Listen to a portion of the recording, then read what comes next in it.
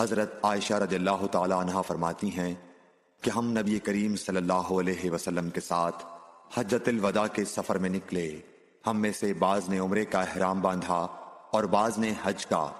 پھر ہم مکہ آئے اور آن حضرت صلی اللہ علیہ وسلم نے فرمایا کہ جس نے عمرے کا احرام باندھا ہو اور ہدی ساتھ نہ لایا ہو تو وہ حلال ہو جائے، اور جس نے عمرے کا احرام باندھا ہو اور وہ ہدی بھی ساتھ لایا ہو تو وہ ہدی کی قربانی سے پہلے حلال نہ ہوگا، اور جس نے حج کا احرام باندھا ہو تو اسے حج پورا کرنا چاہیے۔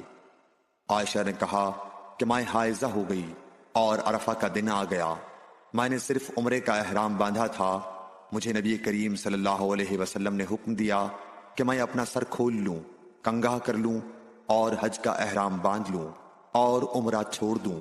میں نے ایسا ہی کیا اور اپنا حج پورا کر لیا۔ پھر میرے ساتھ آن حضرت صلی اللہ علیہ وسلم نے عبد الرحمن بن ابی بکر کو بھیجا اور مجھ سے فرمایا کہ میں اپنے چھوٹے ہوئے عمرے کے عوض تنعیم سے دوسرا عمرہ کر لوں۔ Like, share and subscribe for more videos.